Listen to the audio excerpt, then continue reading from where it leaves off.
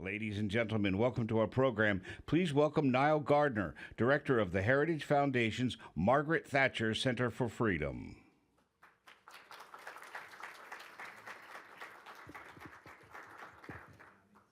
A very warm welcome to all of you here at the Heritage Foundation today, and to our audience online on both sides of the Atlantic. The Margaret Thatcher Freedom Lecture honours the principles, ideals, vision and legacy of Lady Thatcher. Previous lecturers have included Ambassador Nikki Haley, Soviet dissident Natan Sharansky, US Senator Ted Cruz, conservative authors and commentators Charles Krauthammer and Victor Davis Hanson, and foreign statesmen including former British Prime Minister Liz Truss, former Australian Prime Minister John Howard, and former UK International Trade Secretary Liam Fox. My former boss, Lady Thatcher, was for many years the patron of the Heritage Foundation and funded and established the Margaret Thatcher Centre for Freedom at Heritage in 2006. She's greatly missed by us all here at Heritage. It is a pleasure to welcome this morning a very good friend of the Heritage Foundation, the Right Honourable Suella Braverman, KCMP, who will deliver the 2025 Margaret Thatcher Freedom Lecture. Following Suella's remarks, we'll be conducting a fireside chat discussion on stage with the opportunity for questions from the audience as well. Suella Braverman is the former Home Secretary and Attorney General of the United Kingdom and a leading figure in the British Conservative Party. She's renowned for her robust, hardline stance on migration and law and order, and as a champion of common sense conservatism. Suella is a truly brave and courageous Thatcherite politician who firmly believes in securing Britain's borders and ending mass migration and the dangerous policies of multiculturalism. In her lecture today, she will outline a blueprint for the West to fight back against the toxic ideologies of the woke left and ensure the enduring prosperity of our great countries. Please join me in welcoming Suella Braverman onto the stage. Thank you.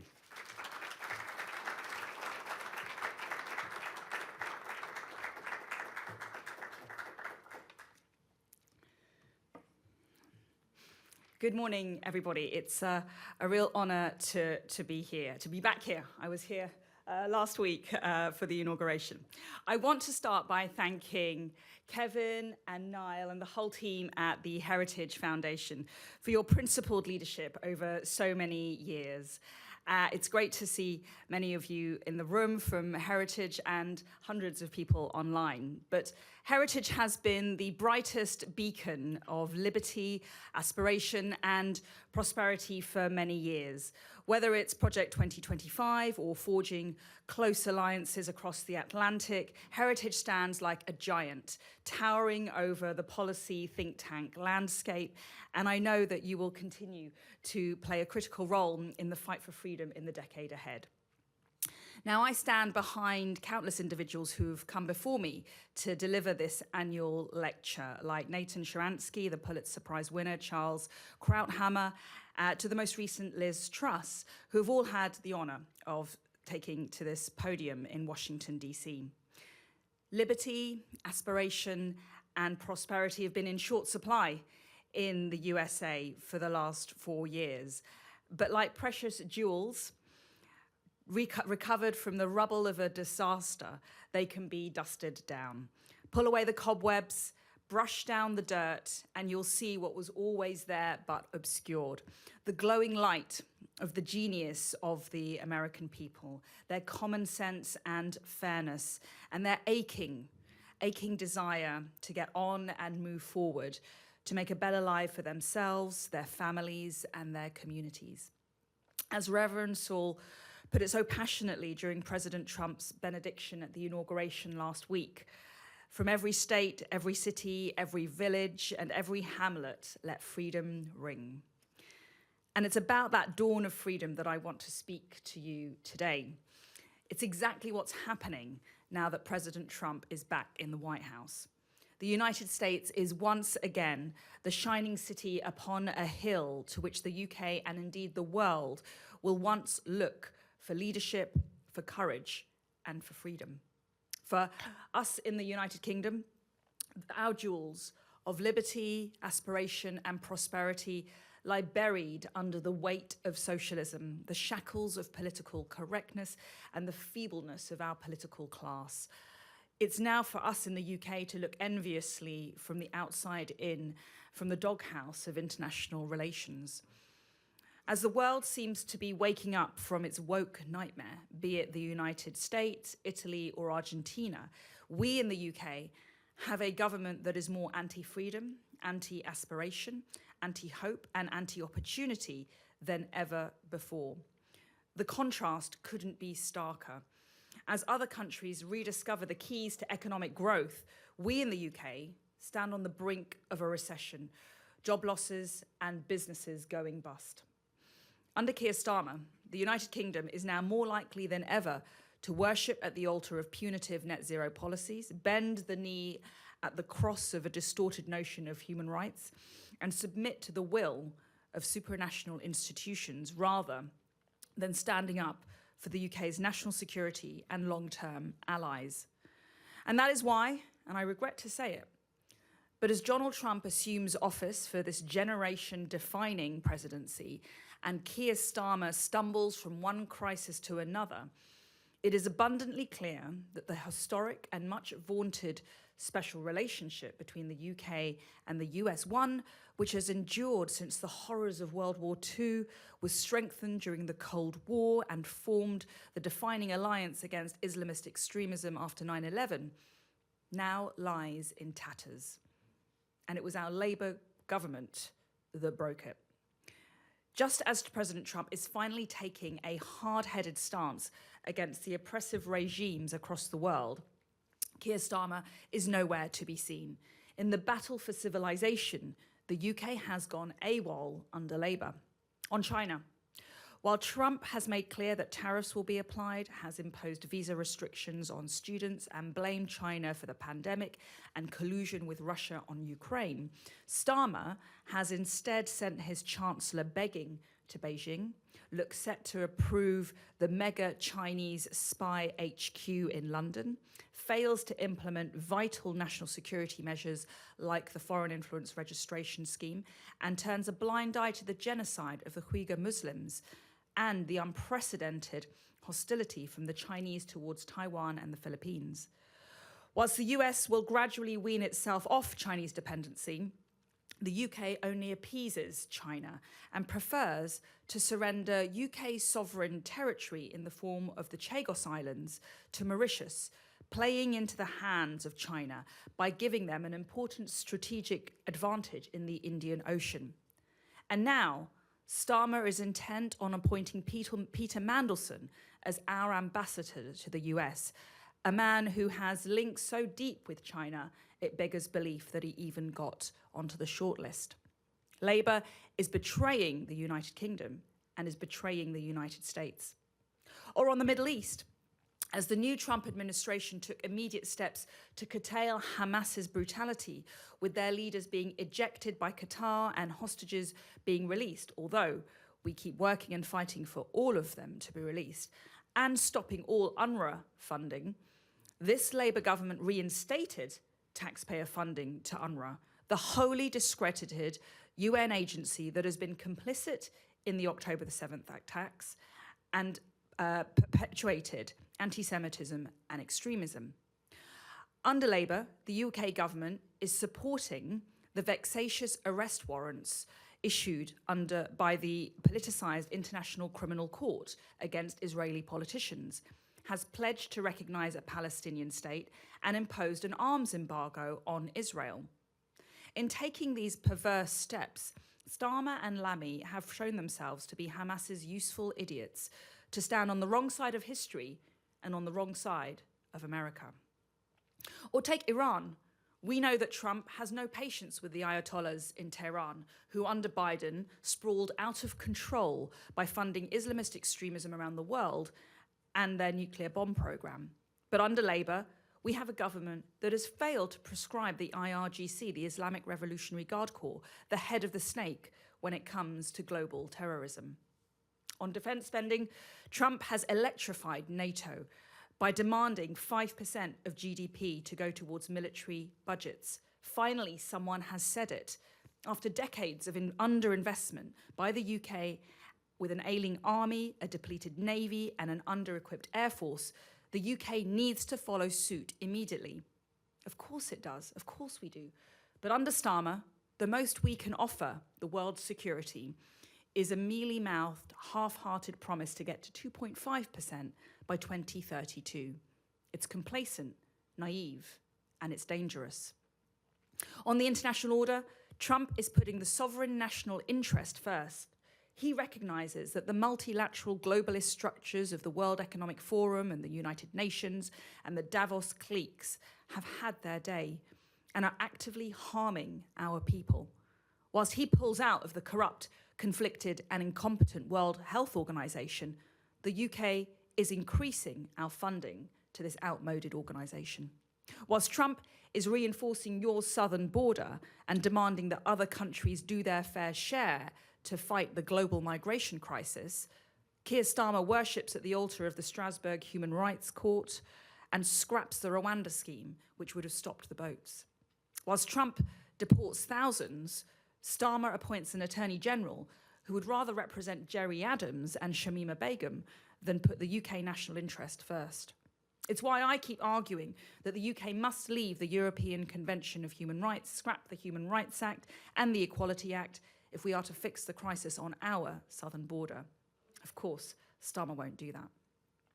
Today, the world finds itself in a battle between authoritarianism on the one hand and democracy on the other, between an alliance of Russia, China, Iran, and North Korea, and Western democracies, exacerbated by globalization and a migration crisis. Trump gets that, I get that, you get that. But Starmer just doesn't understand how exposed we are, how fragile our democracies are, how perilous our freedoms are. Up until last Monday, I wasn't sure which side was going to win this battle. But now I have a bit more hope that Western civilization will prevail, but the fight is far from over. Or on matters more close to home, our Prime Minister could not be more at odds with your President. On net zero, Trump's agenda is clear. Drill, baby, drill, focused on oil, gas, and fossil fuels as a way to increase self-sufficiency and lower energy prices for regular Americans. But on our side of the pond, militant Miliband is an eco-extremist who is intent on plastering our countryside with solar panels, imposing heat pumps in every house, refusing licenses for North Sea oil and gas, and allowing the closure of our gas blast furnaces. He doesn't seem to care if we run out of energy, which we nearly did a few weeks ago, or if it bankrupts the British people. And whilst the US-UK free trade deal was drafted by the previous Conservative government and could be negotiated with the requisite political will, we have Labour ministers more interested in undoing Brexit and rejoining the stagnating, declining customs union of the European Union. So whilst the smart leaders of the world are pivoting towards the USA, Starmer turns away. And of course, I've not mentioned the eloquence of our Labour ministers when it comes to Donald Trump. Our Foreign Secretary's on the record for having called him a racist KKK, a neo-Nazi sympathising sociopath, and our London mayor just last week trotted out that well-worn smear of fascist, the greatest hits from the left. Most of the cabinet voted to ban Trump from making a state visit to the United Kingdom. So no wonder Secretary Rubio didn't even bother to call our Foreign Secretary upon his appointment. No wonder no Labour minister of the government was invited to the inauguration. The US-UK special relationship is broken, and Labour broke it. And no wonder this relationship lies in tatters, because freedom is in crisis in the United Kingdom.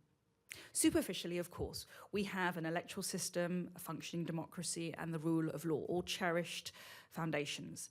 But look under the surface, and our liberties are being shaken to the core, because in the UK, we are in our own struggle. We're in a battle for courage and common sense. We're fighting against the forces of appeasement and progressivism. In the UK, we have leaders who are more interested in not offending minorities than speaking the truth about industrial-scale rape gangs. We have a police force that will spend more time checking whether your social media comments might be offensive than turning up to burglaries. We have schools with teachers who believe fervently that boys can be girls and girls can be boys, and public institutions enabling this distorted ideology to devastate our children's minds and bodies. We have leaders who will focus on covering up the truth about the terrorist aspects, the extremist elements of the murder of 3 young girls in Southport, and arresting those people who are angry about that cover-up, then looking at the truth, looking at why Islamist extremism has been allowed to take root in many communities in the United Kingdom. The UK is now a country where anti-Semitism has become normalised on our campuses, through our mainstream media, and on our streets through the hate marches, which are enabled by the authorities rather than policed against. And we have an economic weakness that has permeated into our nation's fabric, grown into every facet of our lives, so that now the number of people in the UK and indeed the West who are sick, both physically and psychologically, is beyond comprehension. We've been demoralised over decades to such an extent that a sentient, intelligent species such as ours, capable of untold greatness, has been reduced to questioning an unassailable truth, its own biology. Now, as Home Secretary, every single day I fought to put Britain first. I didn't win all of my battles, but I saw the damage that uncontrolled mass immigration was doing to our country. And when I tried to do something about it, through a strong border or leaving the European Convention of Human Rights, or lowering net migration, devastating figures have just been released today, by the way, in the UK on projected net migration, I was challenged, of course, by the usual left-wing opponents. That's par for the course. But what was staggering was that I was actually blocked from delivering these changes by fellow Conservatives in the cabinet and in my party. You could call them the Conservatives in name only, chinos. I think you know them as rhinos here. You see, too many of my fellow Conservatives, and they don't like hearing this, but I will keep saying it until I see that my party has changed, have historically seen high levels of immigration as good for the economy. They fail to grasp that GDP has been sluggish throughout the decade of unlimited and unprecedented migration. And they've chosen to overlook the really important metric, GDP per capita. Never mind the costs of spiralling low-cost, low-skilled migration on our public services or our communities. Never mind the fact that the UK population has now exceeded the French population and is set to increase to 72.5 million by 2032, nothing less than a population explosion for a country the size of the United Kingdom. And they've been scared as well of tackling the empire of human rights that stopped us from deporting illegal migrants to Rwanda. They swallowed the Kool-Aid on woke far too often. It was Conservative MPs who took the knee after George Floyd. There were Conservative MPs who confessed to white privilege. And there were Conservative MPs who declared that a trans woman is a woman. It was Conservative MPs who said that talking about the rape gangs was Islamophobic. Even just a few months ago, after our devastating defeat, when you think many of my colleagues would have learned, there were too many Conservative politicians who were campaigning for Kamala. As one of the very few Tories who actually publicly declared their support for Trump before the election, there's a lot of them who have now emerged after the result, intriguingly. You can imagine the vitriol that I received. You've all got those battle scars too here. But for Conservative politicians, supposedly right-wing politicians in the United Kingdom, to be coming over to the US and delivering leaflets for Kamala is astonishing. It reflects the state of conservatism in the UK right now. But one example sums up the malaise of the UK right now. Thousands of girls in towns and cities around the UK, like Rochdale, Rotherham, Oldham, Telford, and many more, and it's still going on today, have been targeted, abused, and raped, and actually in some cases tortured when you read some of the transcripts of the judgments of what these young girls went through, by gangs of largely Pakistani Muslim men. And to make matters worse, the authorities failed to stop it because they were scared of being called racist. The police, social workers, teachers, counsellors, all turned a blind eye over a period of years out of fear. They took the easy way out. They ignored the victims. Sometimes they even blamed the victims or arrested the victims. And they took zero action time and time again, all in the name of not wanting to upset community relations.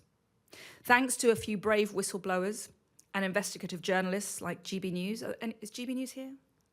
GB News should be here because they are heroes in the fight for justice. The scandal was uncovered.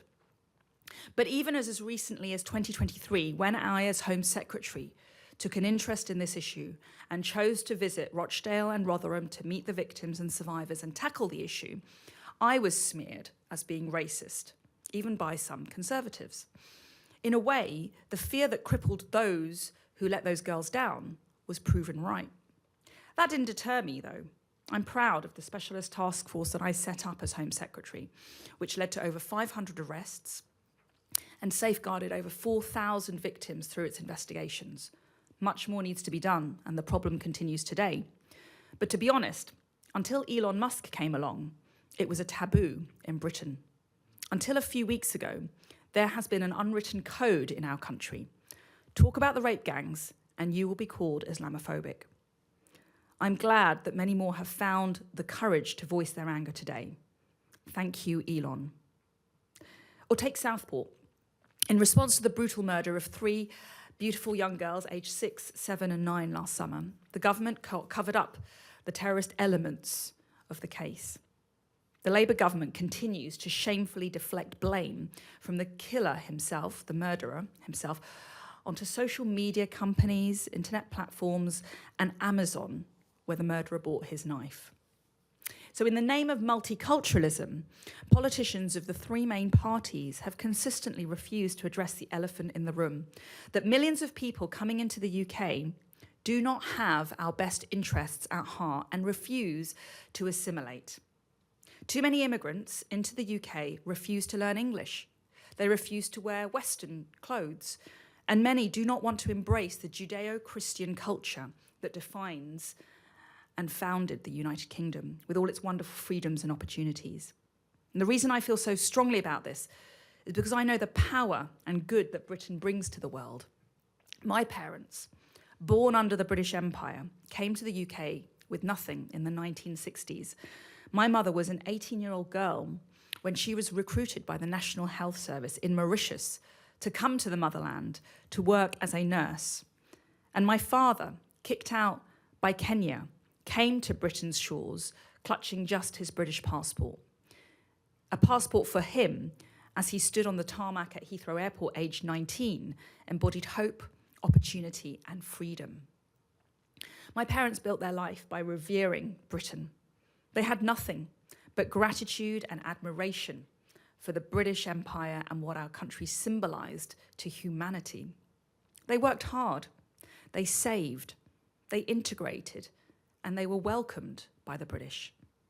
That's why the mass migration of today makes me so angry, because it's everything that Britain and indeed the United States is not. To many migrants coming to the UK today, they just want to take, whereas the controlled immigration of decades ago was much more about give. The truth is that Britain has imported a 5th column into our society, a column that refuses to integrate, refuses to abide by our laws, our customs, and our values. Just today, in the Times, an article written by a preeminent journalist has said that 75% of people on trial for murder at the Old Bailey, that's the main criminal court in England, are from black backgrounds from war-torn countries. 75% of those defendants. So I say to those who want to do our country harm, your time is up in the United States and your time is coming in the United Kingdom. We've all had enough. That means less rhetoric, less talk, more action, more arrests, more deportations, more convictions. Mass migration is an existential threat to the way of life in our country and to Western civilization. And the public, be it in the US or in the UK, have voted time and time again to stop it. However, there is some hope. The tide of this war has turned. As Churchill said, this is not the end. This is not even the beginning of the end. Perhaps it is the end of the beginning. Thanks to Trump, free speech, for all its faults, is in the ascendancy. The speed at which DEI and woke institutional policies are crumbling is accelerating, and the malfeasance of government and the mendacity of the administrative state are being exposed with frequent regularity. The prevailing consensus of how multiculturalism was nothing but a benefit is unraveling at pace along with many far-left ideologies. Progressive thinking is losing. It's losing with the young, it's losing with the old, it's losing with blue and white-collar workers alike, and instead is being forced to take cover in the liberal enclaves of Islington and San Francisco, where they weep at the fall of Justin Trudeau, Starmer's plummeting popularity, and the defeat of Kamala Harris. The re-election of Donald Trump by the American people heralds the potential that this war is winnable. Key questions will emerge. Will this inspire citizens in other nations stuck in this political ideology of the far left to follow suit? More importantly, what will happen in the West if it does not? What will happen if democracy is indeed thwarted by the existing political class? Vice President J.D. Vance said at the National Conservative Conference, at which I also spoke in the summer here in DC, that the UK was going to be the first Islamist nation with nuclear weapons. I don't think he was entirely joking. Is it an impossibility that 20 years from now, it will be the UK, not China or Russia, that will emerge as the greatest strategic threat to the USA, born out of a broken relationship and weak leadership? What happens if the UK falls into the hands of Muslim fundamentalism, our legal system gets substituted by Sharia law, and our nuclear capabilities vest in a regime not dissimilar to that of Iran today? Regardless of whether one thinks this is a realistic outcome, which I do not, should we not have the courage to ask these questions and look at where our country is heading? But now, thankfully, the tide is beginning to turn towards freedom. If the freedom revival fails in the USA, we all lose, and the loss would be irrevocable. Technology, digital IDs, controllable digital currencies, the absolute power of global institutions all paint a dark tapestry of perpetual servitude for the people. Sprinkle in robots and artificial intelligence, jobs become redundant, and people have no purpose. And falling birth rates around the world, shrinking of the world's population, and we're very close to a ruling class deciding that the masses are indeed superfluous, a drain on precious resources and a cancer on the planet's ecology, with the WEF and the Davos elite's desire to see population reduction becoming a reality. If the USA wins, we will once again have freedom, but the US needs its allies. It needs you, it needs us. It may not have Starmer and his woke socialists in the cabinet, but he does have a majority of British public opinion on his side. We must find the courage to shout enough is enough and act differently for our communities and at our elections, because only then will we have freedom. Freedom is getting up early in the morning and working hard for you and your family without being molested by oversized bureaucratic government. Freedom is the land that we farm, the schooling of our children, and the freedom to walk our streets in safety. Without it, we are mere chattel slaves, and that is not a world I will ever capitulate to. So, let freedom ring. From every state, every city, every village, and every hamlet. Let freedom ring. Thank you. Thank you, Claire.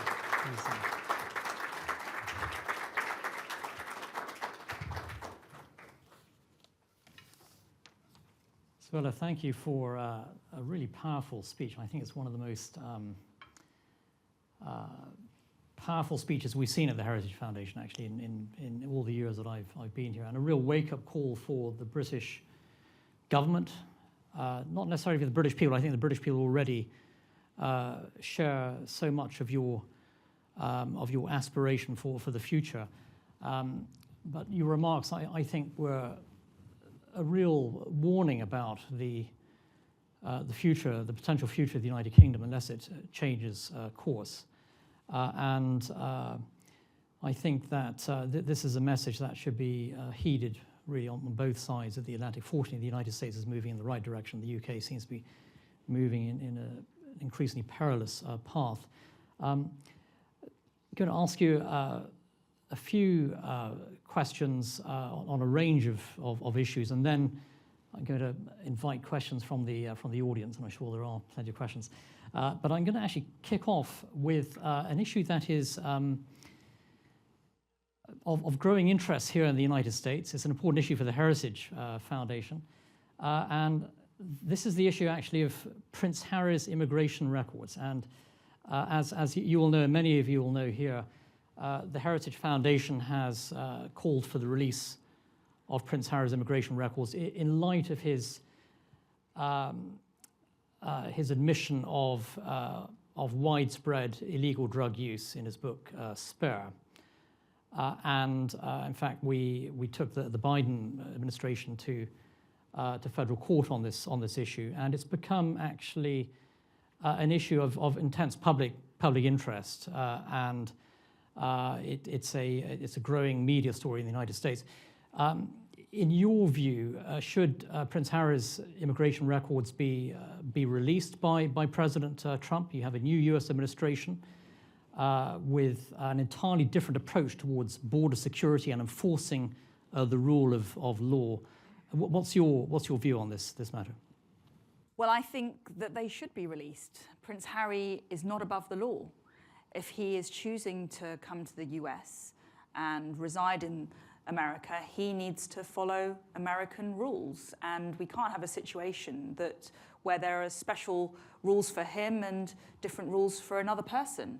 If he's broken those rules, transparency dictates that the public should know about it. And I think that he is subject to the law, and the law must be applied without fear or without favour to him as it would any other US citizen or indeed any other foreigner who might try to come into the US. So yes, I do support. And the president has extensive powers in this regard. So regardless of the result from the court, I think it's pretty feasible for the president to direct disclosure of the documents. Thank you very much, Suella. And you raised in your excellent speech the issue of the Chagos Islands proposed deal, and the Starmer government is proposing to hand over the Chagos Islands to Mauritius at significant cost as well to the British taxpayer. I think it will cost approximately £10 billion over the course of the next 100 years under the proposed deal. And there's a lot of concern here in Washington with regard to what this means for the US base of Diego Garcia, which is contained within those islands. And already the National Security Advisor and the new Secretary of State have in the past expressed concerns over this deal. And I expect that there is going to be a formal response by the new administration shortly on this. And here at Heritage, needless to say, we're very, very concerned about this deal, what it means for US national security, the future of Diego Garcia, and Mauritius also, as you mentioned, is a close ally of China. And so this is undoubtedly looking like a big strategic win for communist China at the expense of both the UK and the US. And this deal seems to be incredibly dangerous. What's your advice to President Trump on how he should respond? Well, I would advise President Trump, I would urge him and ask him to kill this deal as quickly as possible. It's a bad deal for the US. It doesn't serve the US national interest, and it's a bad deal for the UK. I have a unique take on this. I think I'm right in saying that I'm the only member of the UK Parliament with Mauritian heritage, at least the Commons, the elected chamber. And my mother is from Mauritius, as I said in my speech. But my loyalties lie first and foremost to the United Kingdom. And from a strategic defense point of view, this is a disaster for the US. As you say, the US have a military base in Diego Garcia, which is part of the archipelago. And by handing these ownership to Mauritius, we are effectively handing them indirectly to China, because in no time at all, China will locate onto the islands. It will have a foothold in the Indian Ocean, which gives it an important naval presence in that region and poses a strategic military threat to America. So under no circumstances should that be allowed, and that is one of the biggest reasons why the president should kill the deal. From a UK perspective, listen, it's a really bad deal. Ceding this sovereignty to Mauritius is based on very flimsy legal grounds. The Foreign Office and the Mauritian government invokes a non-binding advisory opinion from the International Court of Justice, which is based on very, very flimsy legal grounds. So there's a very weak legal basis for the UK to give up the sovereignty. And from an economic sense, this is a bad deal. We are giving up the sovereign territory to Mauritius, and then we're being charged 9 billion, 10 billion pounds to lease it back. I mean, it just doesn't make any sense at all. And at the end of the day, it is also sending the message to the world that Britain is weak, Britain is absent, and Britain is going to appease communism. Totally the wrong message that Britain should be sending. Yeah, very well said. Certainly, it's our hope here at the Heritage Foundation this surrender deal is sent to the bottom of the Indian Ocean as swiftly as possible. You talked in your speech about the new Trump presidency, the conservative revolution in the United States. How do you think that President Trump and his administration are doing so far? In just the first few days, I mean, it's extraordinary, the number of executive orders, the sweeping political change that we've seen just in the space of a week. It's extraordinary, it's inspiring, it gives me hope as a UK Conservative that change is possible. Whether it's the executive orders that he signed to do with deportations and actually delivering the removal of thousands of illegal migrants, taking a robust stance towards Colombia, whether it's the executive orders to scrap all DEI policies from government departments, whether it's withdrawal from the World Health Organization. On so many levels, this is a blueprint for what unfiltered, raw, common sense conservatism looks like. And the American people will stand to gain from it. And it's a model of what we must aspire to in the United Kingdom. Meanwhile, on the other side of the Atlantic, you have a very left-wing socialist government that is moving in a completely different direction. And Keir Starmer's approval rating, I think, is probably the lowest for any prime minister of the modern era, and an incredibly unpopular government. And a lot of criticism as well leveled at his cabinet, including the Chancellor.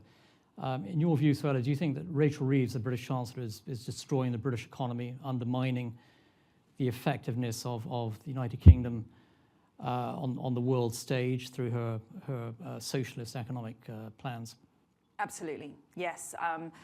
We had the fastest growing economy in the G7 at the time of the general election in July 2024.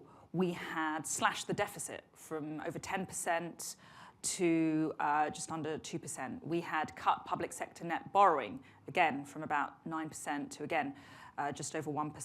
We had cut inflation from record levels to, again, 2% by 2024. What else had we done on the economy? Listen, we got a lot of things wrong, but on the economy, we stabilized it. And of course, we had a jobs miracle. We cut unemployment. We almost halved unemployment during our time in office, and thousands, millions of jobs were created during our tenure.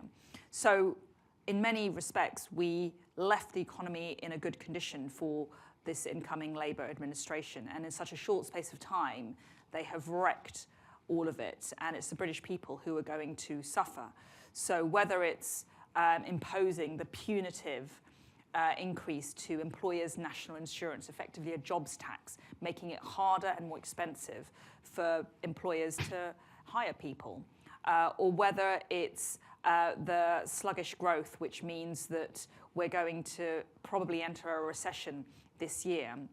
Job losses, businesses going bust, people having to sell up property, or whether it's the enormous level of red tape that they are imposing on business and wealth creators through their Employment Rights Bill, which will effectively be a deterrent to employment and a deterrent to employers in hiring people.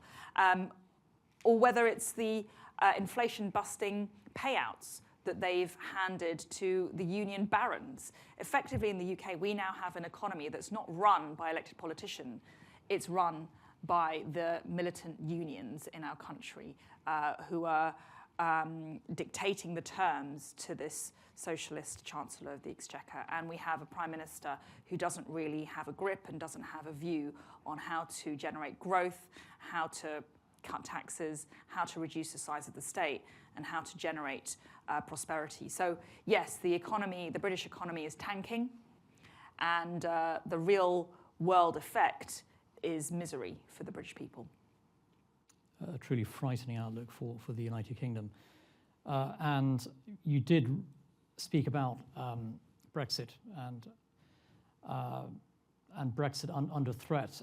Do you think that it is the goal, the intention of the Labour government to completely undermine the democratic will of the British people expressed in the 2016 referendum by overturning Brexit and taking the United Kingdom back into the sinking European Union? Do you think that's the intention of the Labour government, bearing in mind that nearly every single Labour MP voted against Brexit?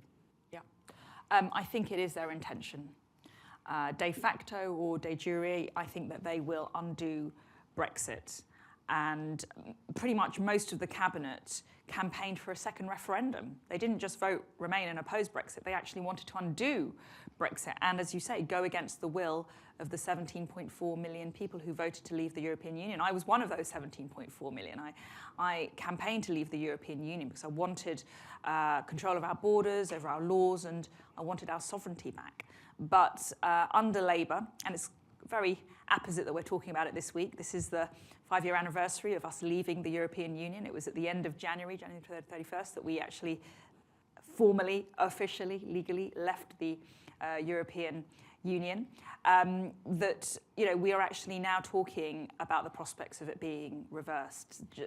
We've heard from the Chancellor again say that she would be very interested in joining a pan-European Mediterranean pact.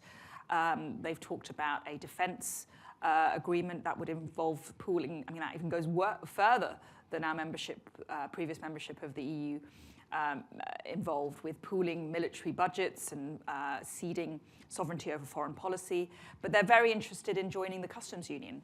They're very interested in giving up our trade sovereignty. Thankfully, under the Conservatives, we secured over 70 free trade agreements with other trading nations, and that does act as an entrenchment of Brexit into our institutions. So it's very hard, I think, to undo that without major upheaval. But what I think that the Labour government will do is they will move towards closer regulatory alignment.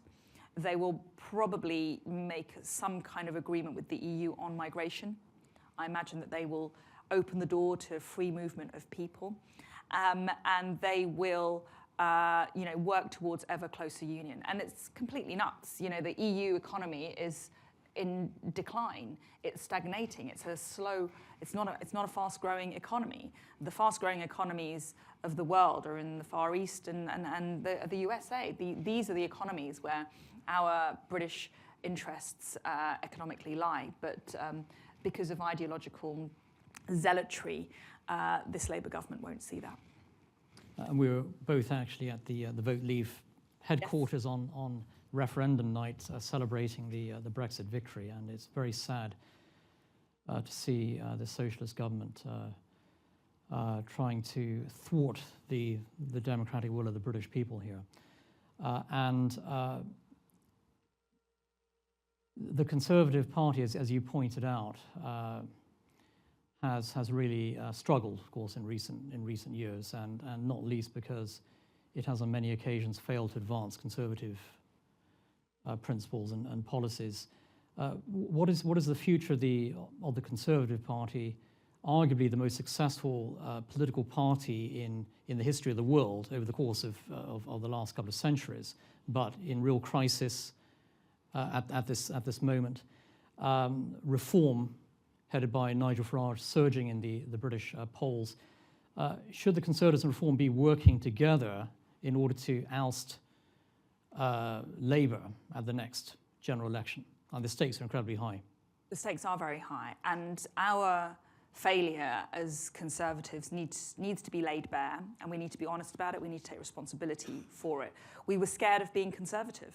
Too many of my colleagues in Parliament were scared of being Conservative chinos, as I said, and scared of upsetting, offending, doing the right thing for the common sense, patriotic majority, and rather putting the interests of elites first, and the approval of polite society first. So I think that we need to reflect on ourselves and on our party and make sure that we don't make that mistake again. We need to change in order to remedy that. And if you look at the polling, it's very simple arithmetic at the moment. You know, I think the last poll that I looked at, Reform was polling about 27%. We were just behind on 25%. And Labour were around 26%, something like that. If you combine the Conservative and the Reform vote, we're exceeding 50% of the vote. That is an important indictment on this Labour government. But it also means that should those figures, it's a big caveat, should those figures remain the same or roughly the same in 4 years' time, you know, the only way to beat Labour will be for some kind of accommodation between Reform and the Conservative Party. Very premature to be talking about these things now because we are 4 years away, at least from an election, and anything can happen in British politics. But I think that if things stay the same as they are now, then we do have to face facts and be pragmatic and focus on the goal, and the goal must be to get rid of this Labour government. You spoke earlier about the grooming gangs scandal, the biggest scandal, I think, in modern British history, with the mass rape of tens of thousands of British women, largely by Pakistani immigrant gangs. And the Labour government has rightly come under very heavy criticism of its handling of this.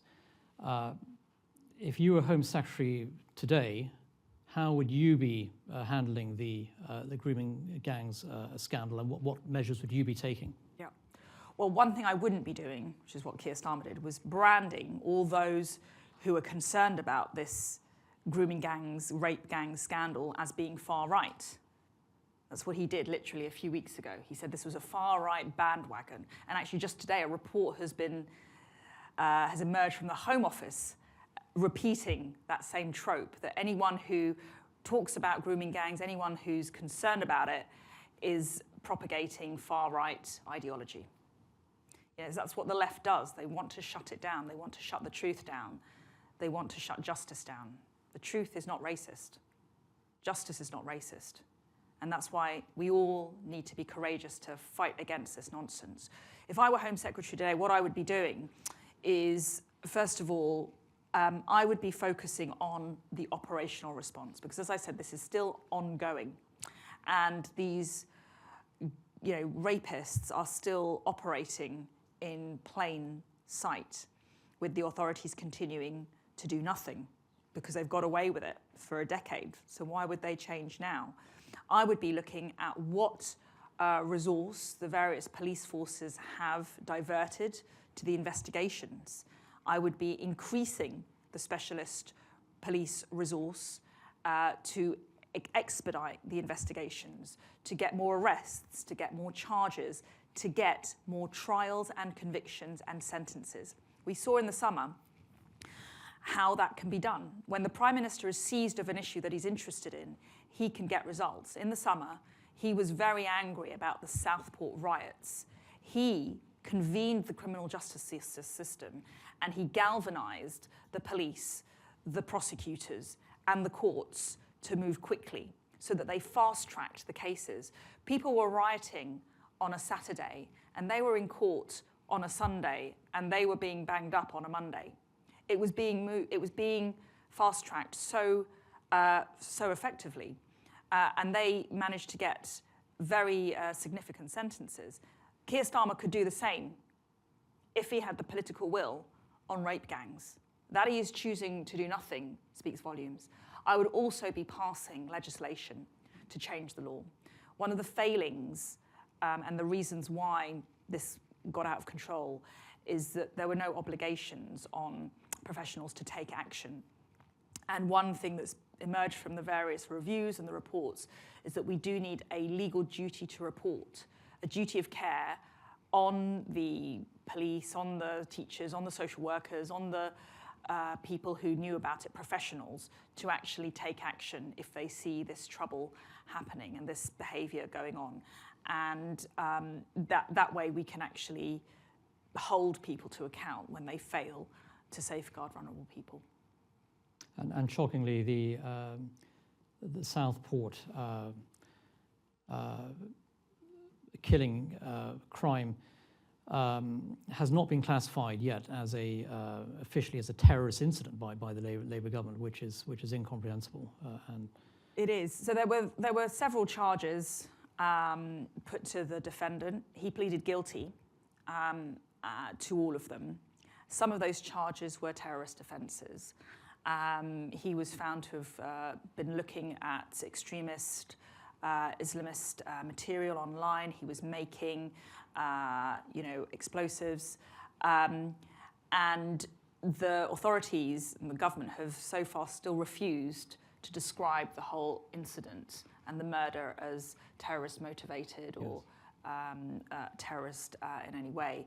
That does a disservice to the victims and the community of Southport and to the British people. This murderer was an Islamist extremist. Yes. And he carried out the most heinous of crimes in a way that was wholly unjustified and motivated by hatred. And, to somehow diminish it, I think, is wrong. It's absolutely outrageous. And I'd like to take some brief questions from the audience. Please do keep your questions short to the point, and also identify yourself as well would be helpful for us. So I shall, yes.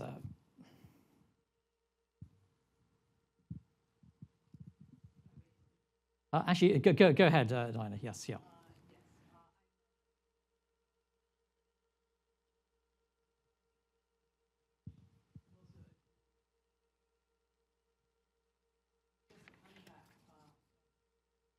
And my question is this.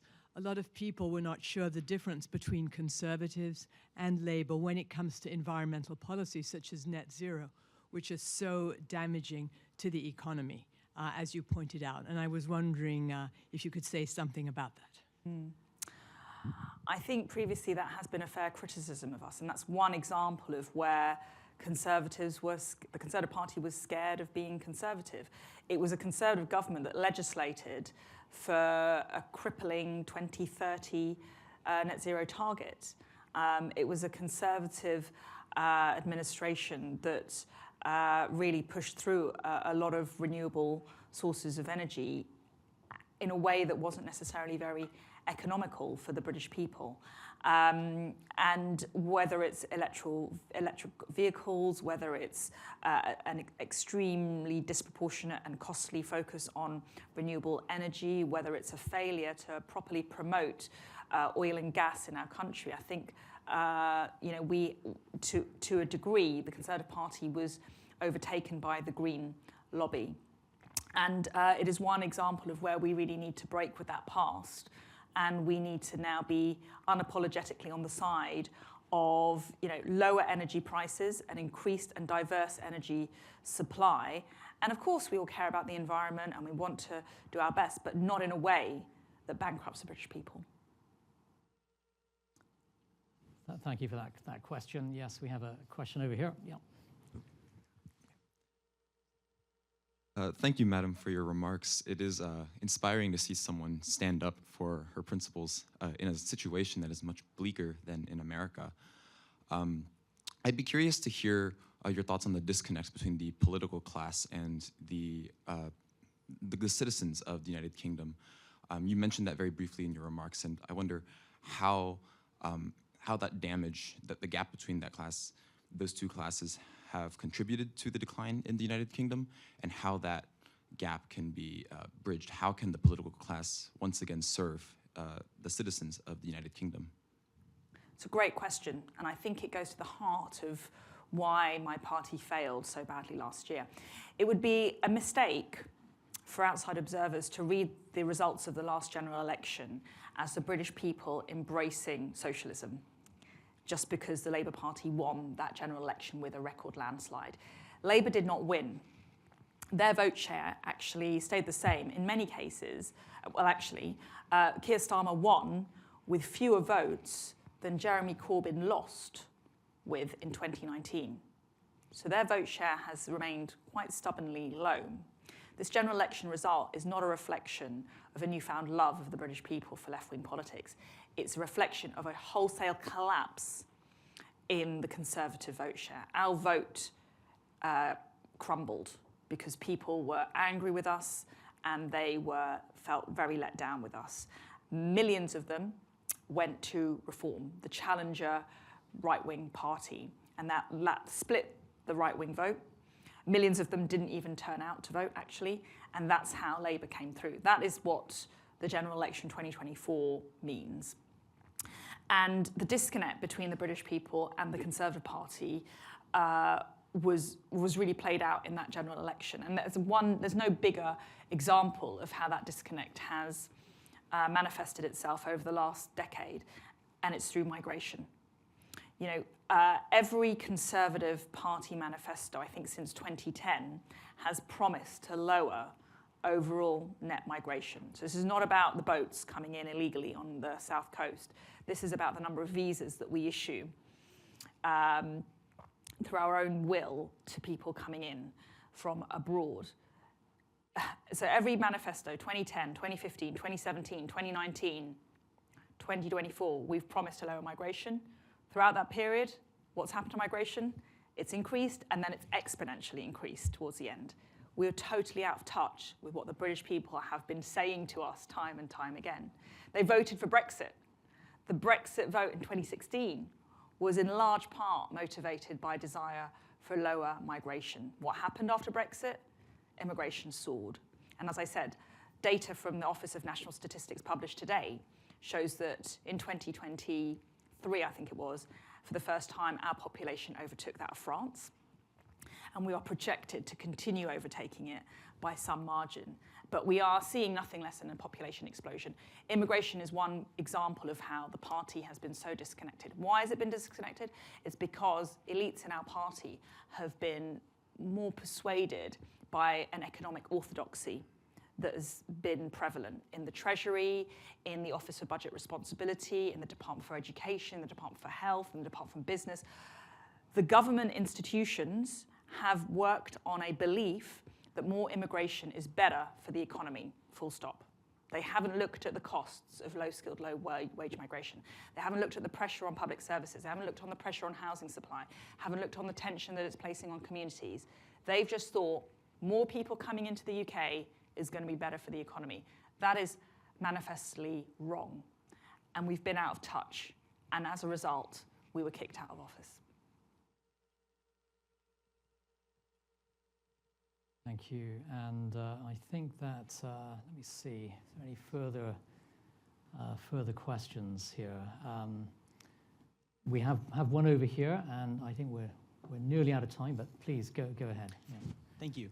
You mentioned that it's been 5 years since Brexit, but it's also been 5 years since the late Sir Roger Scruton was sacked from the Building Better, Building Beautiful agency after a liberal journalist accused him of being racist and a bigot.